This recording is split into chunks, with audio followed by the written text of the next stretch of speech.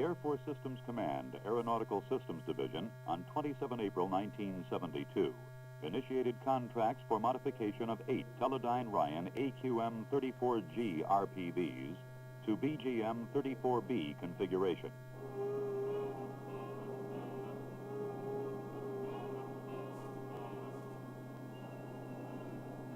Objectives of this program were to design and develop a remotely piloted strike support weapon system with modifications and improvements over the BQM-34A. The remotely piloted vehicles were modified with larger control surfaces and full-time proportional flight control systems for asymmetric flight with stores. Also installed was an improved data link and automatic 2-axis antenna.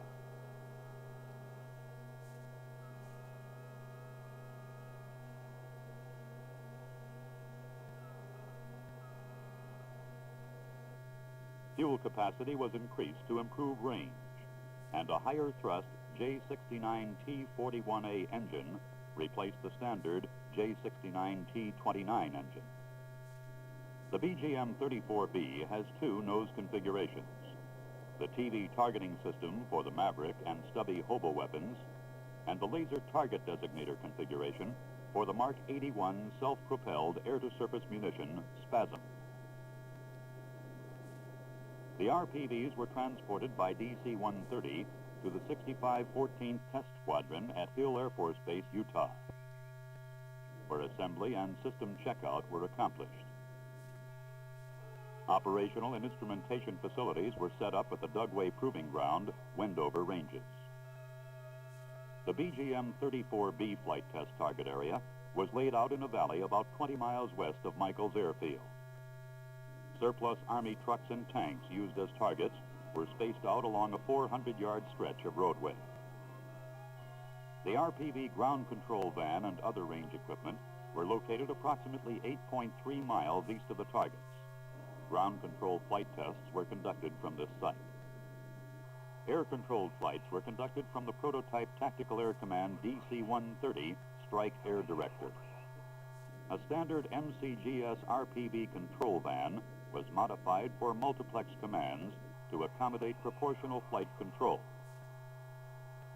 A 525-945 line television system was installed, and a weapon fire control position added. The flight control and weapon delivery system is operated by a 2-man crew, the RPV control officer and the weapon control officer. Delivery of live stores was made after several RPV and range systems checkout flights were completed.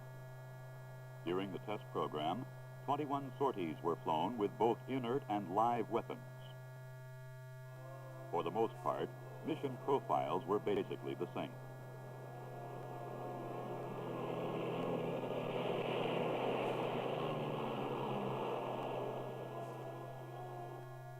The RPVs were launched at about 17,000 feet on a northerly heading and flown to the north side of the range.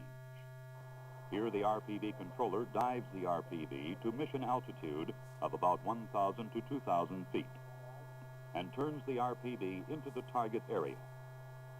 As the RPV approaches the target area, the weapon control officer acquires the target on the nose TV system and advises the RPV controller as to heading corrections to assure straight RPV ground track to the target.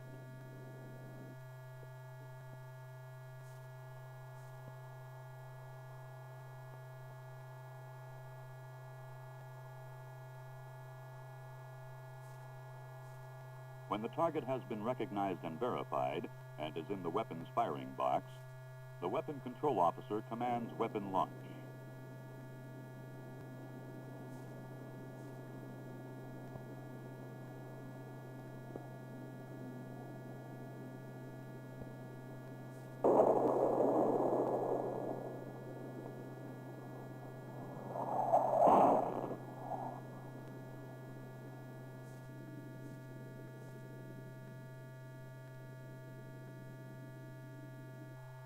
The RPV control officer trims the vehicle for asymmetrical flight and flies back to the north side of the range for a re-attack.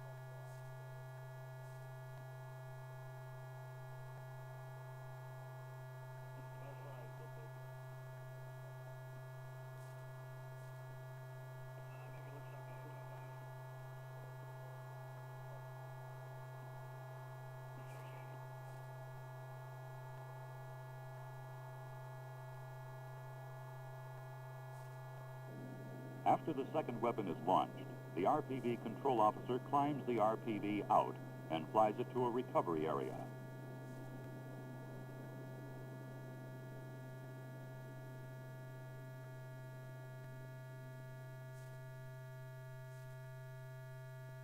Where recovery is commanded and a mid-air retrieval is made. The RPV is then returned to maintenance and prepared for its next mission.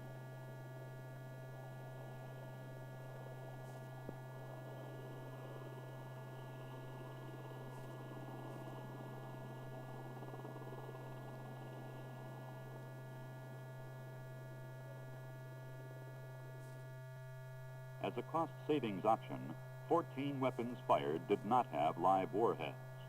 But in all categories tested, weapons were delivered successfully to the target. As in this fourth mission of RPV-007, inert TV Mavericks were used. The target acquisition video from the RPV is good.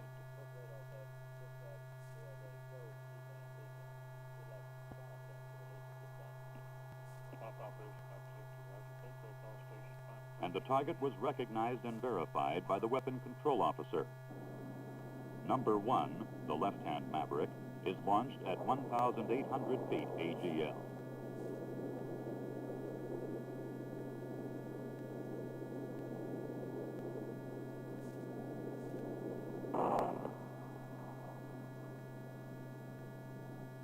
On re-attack, the right side weapon is launched at 1,000 feet AGL.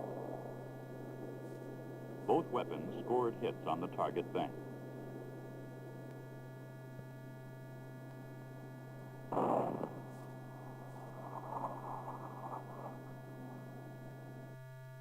Both Mark 81 Spasm weapons and the hobos proved to be effective weapons when integrated with the laser target designator and TV RPV systems, respectively. During this daylight mission of RPV-004, flight number 3, 2 self-propelled air-to-surface munitions were ripple-launched 6 seconds apart.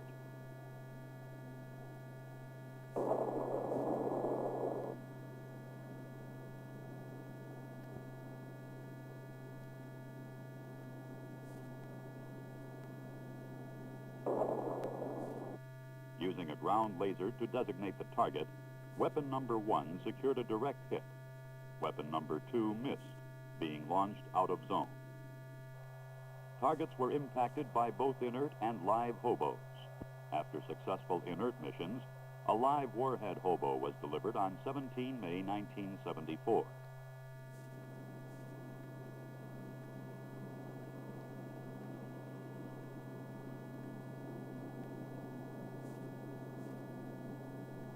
The target, a 2.5-ton truck, was acquired and identified.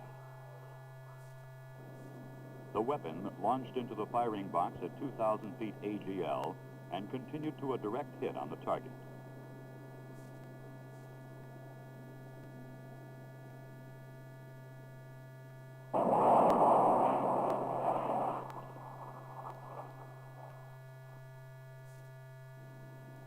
On 22 March 1974, a Tactical Air Command crew launched and controlled RPV-003 from their DC-130.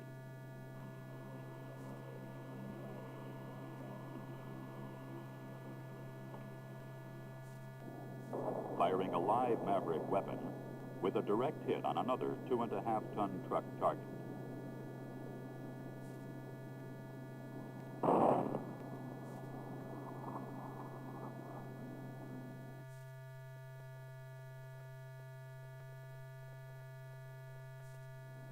On August 23rd, a night FLIR mission was flown. The target, designated by the RPV's laser, was acquired and the weapon launched. The first weapon impacted short of the target.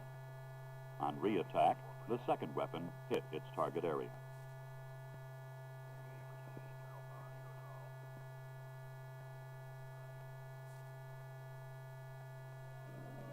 This was the final mission scheduled in the BQM-34B program. The information obtained from this program has verified the RPV concept and subsystem requirement for the next generation of defense suppression strike RPVs.